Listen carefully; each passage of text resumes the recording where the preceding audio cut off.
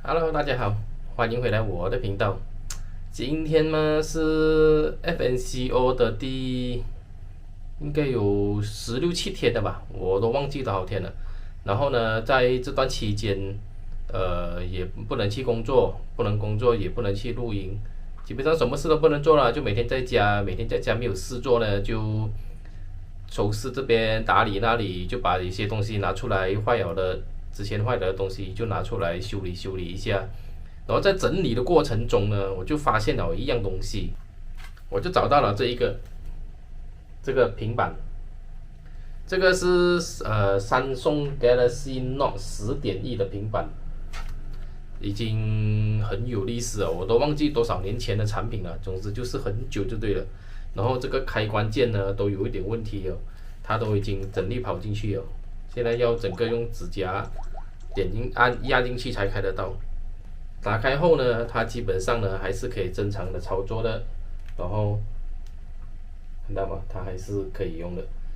我在网上呢之前有看过很多人把就是过时淘汰了的旧 iPad 把它改成一个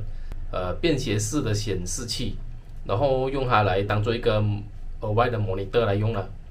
但是那个过程呢，是需要购买电路板来改过电路板，你要把这个 iPad 拆掉，把它的荧幕的这个离本那些全部拿出来，装进那个电路板来使用。我就想，像我们的这一个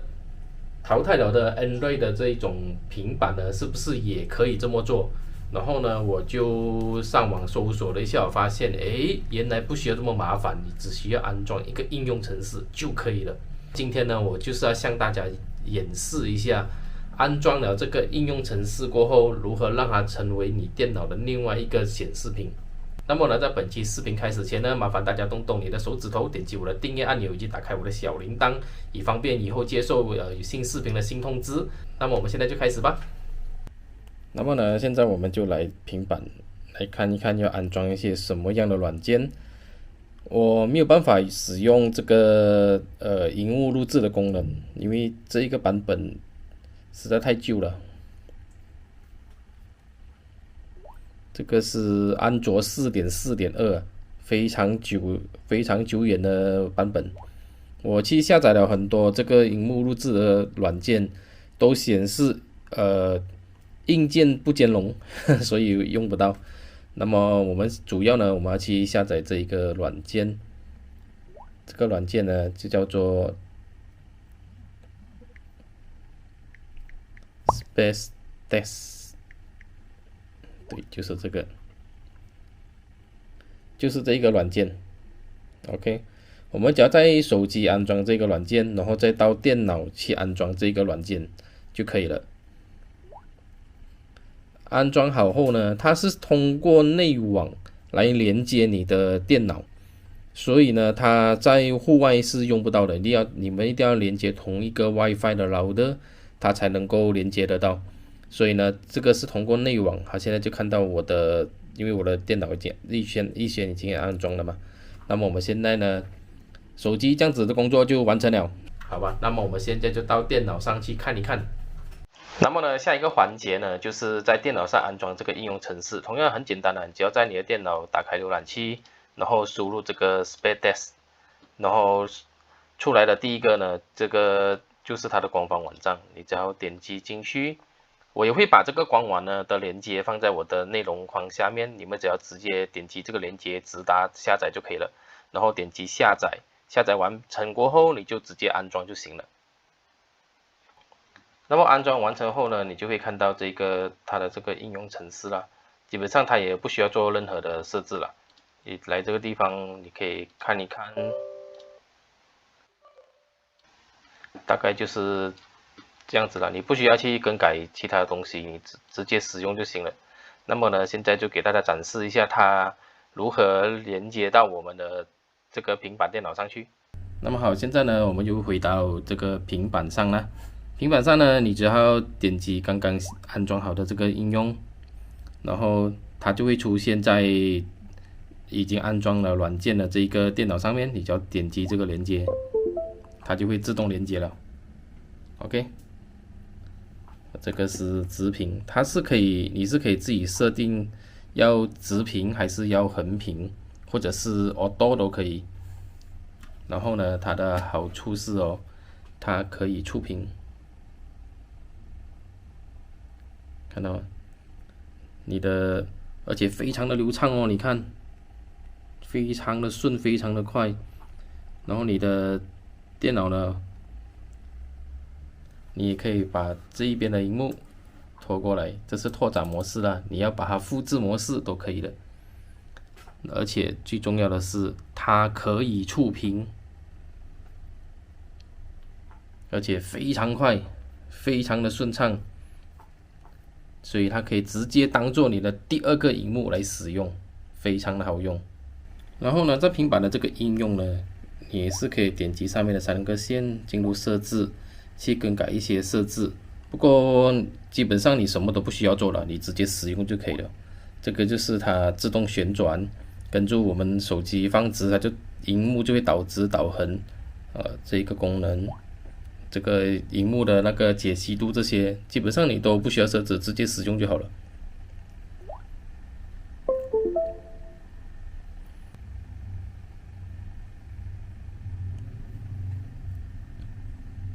那么呢，现在这个平板呢就变成了这个荧幕了。那么呢，它可以触屏 ，OK， 可以触屏使用。但是呢，你说要把它当做一台好像在家里一个移动式的电脑，你可以拿在手上，走去哪里，走去厨房，走去客厅，走去房间都使用，不是不行，但是它有一个问题，就是它只是一个荧幕转换器，也就是说它只能够显示荧幕，它不能够发出声音，所以它的声音还是通过你的电脑来发送的，然后它这个设备呢是不能够导出声音，它只有画面而已。如果你要拿着它来看戏的话，基本上你还是要在电脑前面，因为电脑才会出声音嘛。所以呢，它就只是一个额外的拓展的一个荧幕了。因为有时候我们用电脑的时候，我们会用到2个画面、2个荧幕。这个画面、这个荧幕在做东西，另一个荧幕在做另一个东西。或者是尤其在剪辑视频的时候呢，是最常使用到的。所以这个荧幕呢，我是觉得蛮有效的。反正这台机也废了吧，因为基本上蛮多的应用程式它都已经无法安装了，它都会显示以你的设备硬件不兼容，或者是即使给你装得到，你一打开它就闪退了，已经无法使用。所以而且它的续航力又蛮强的，坦白说它的耗电量很低啊，这台平板，所以丢掉也是浪费，我就直接把它拿来当做一个额外的 monitor 算了。然后呢，你只要把它导直，画面呢就会自动的变直，同样的都还是一样可以触屏的。然后因为这台是 Note 嘛，对不对？ Note 的话一定会有一支笔哦，就是这支笔。那么这支笔呢，它一样是可以用的，比如说，看它还是可以用的。然后呢，你也是可以直接用来书写都没有问题的。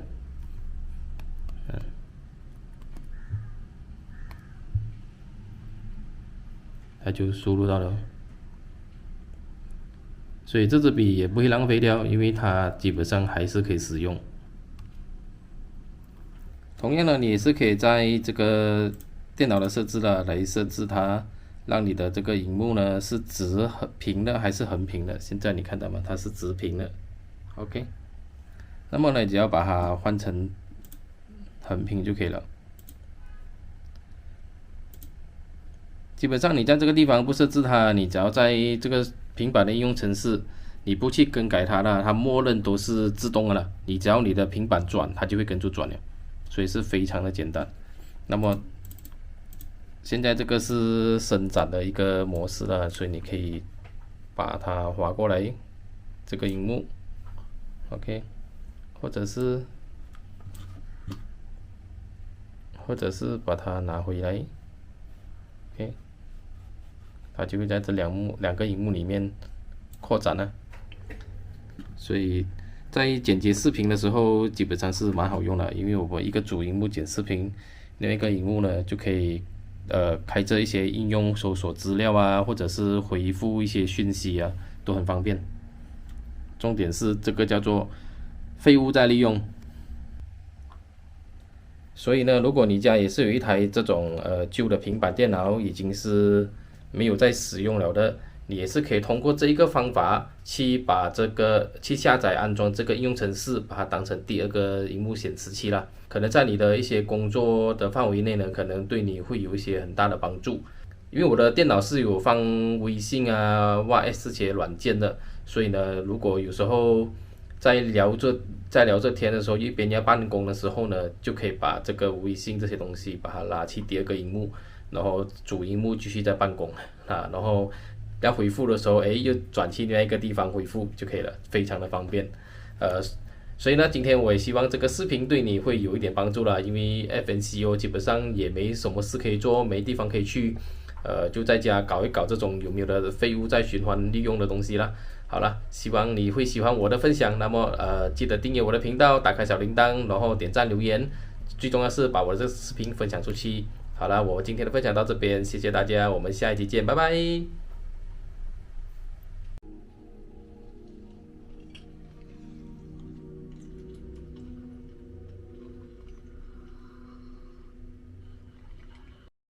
点击旁边的小框框观看我的更多视频。